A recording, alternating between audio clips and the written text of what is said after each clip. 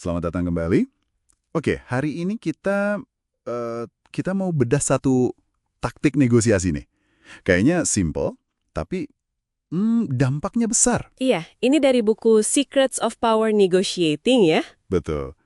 Kita fokus ke bab 3, soal teknik flinch, atau mengeringit gitu ya, pas terima proposal awal.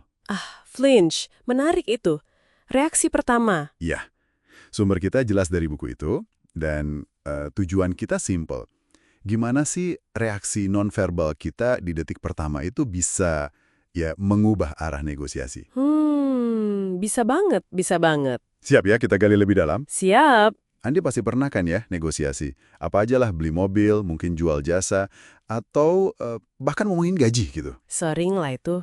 Nah, pas tawaran pertama datang, kadang kan kita kalau bagus, rasanya pengen langsung oke gitu. Atau kalau ragu, ya diem aja. Betul. Atau bilang, saya pertimbangkan. Nah, buku ini bilang jangan gitu. Justru tunjukin reaksi kaget. Flinch. Kedengarannya agak lebay nggak sih? Acting gitu. Haha, mungkin kedengarannya gitu ya. Tapi ini bukan soal akting murahan loh. Flinch itu lebih ke sinyal psikologis. Sinyal psikologis. Maksudnya? Jadi gini, waktu kita secara fisik nunjukin kaget, bisa ekspresi muka, narik nafas dikit, atau badan agak mundur, itu secara nggak langsung kita kirim pesan. Pesan apa tuh? Pesannya, wah tawaran ini kayaknya jauh ya dari ekspektasi saya. Gitu. Langsung kayak pasang batas secara psikologis. Oke. Coba kasih contoh deh biar kebayang. Misalnya Anda jual alat-alat berat, gitu ya. Terus pembeli enteng aja minta gratis ongkir ya ke pelosok, atau jual rumah. Terus pembeli minta kunci 2 minggu sebelum lunas, gitu. Nah, itu dia. Kalau Anda diem aja atau cuma bilang, pihak lain kan jadi mikir, oh kayaknya nggak masalah nih. Ya kan? Ya juga ya. Dianggapnya permintaan wajar gitu. Persis.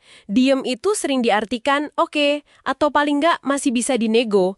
Mereka jadi pede sama tawaran awalnya. Tapi kalau kita pakai flings, misalnya dahi agak mengeringit atau gitu pelan, apa yang terjadi di kepala mereka? Nah, ini dia kuncinya.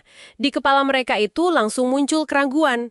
Waduh, keterlaluan nggak ya permintaan saya? Atau jangan-jangan saya minta kebanyakan nih? Oh, jadi mereka yang malah jadi nggak yakin. Betul, seketika mereka mulai mikir ulang posisi mereka sendiri. Dan seringnya nih, mereka udah siap-siap mau revisi tawaran atau permintaan, bahkan sebelum kita ngomong nolak. Wah, canggih juga ya. Cuma modal reaksi doang. Iya, kita udah buka ruang negosiasi tanpa perlu ngomong banyak. Menarik. Ini kayak negosiasi sebelum negosiasi ya? Iya, Pakai bahasa tubuh. bisa dibilang gitu. Terus, ini berlaku buat semua permintaan. Besar kecil gitu, sama aja. Kadang kan ada permintaan kecil, kayaknya sepele, males juga kalau harus drama. Justru itu poinnya, buku ini nekenin banget, ini berlaku universal. Jangan remehkan permintaan kecil, diskon dikit, garansi tambahan, syarat bayar beda tipis. Kenapa tuh? Kan kecil efeknya. Kalau kita nggak bereaksi sama yang kecil, kita kayak ngasih sinyal, oh gampang kok dapat konsesi dari saya, satu iya untuk yang kecil, nanti buka pintu buat minta yang lain lagi. Jadi bola salju gitu ya? Bisa jadi. Dengan flinch bahkan untuk hal kecil, kita pasang standar. Semua poin di sini penting ya. Nggak ada yang otomatis gratis. Oke, paham. Jadi intinya itu kelola persepsi ya, sejak detik pertama tawaran itu masuk.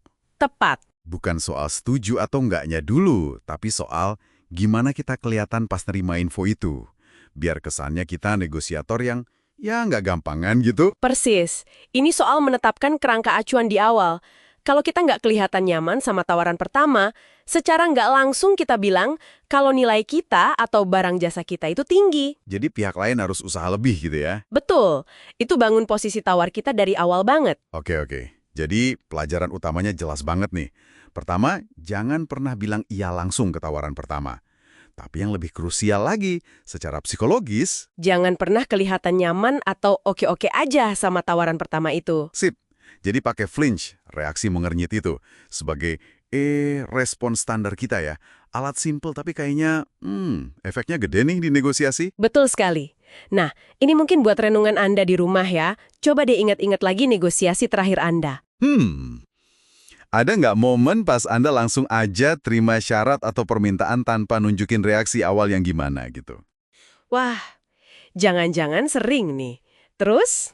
Kira-kira nih hasilnya bakal beda nggak ya kalau waktu itu Anda pakai teknik flinch sederhana ini? Bisa jadi kan? Bisa jadi beda tipis, tapi lumayan ya. Dan yang lebih penting lagi, gimana Anda bisa secara sadar pakai kekuatan reaksi nonverbal ini di negosiasi Anda berikutnya? Itu yang perlu dipikirkan.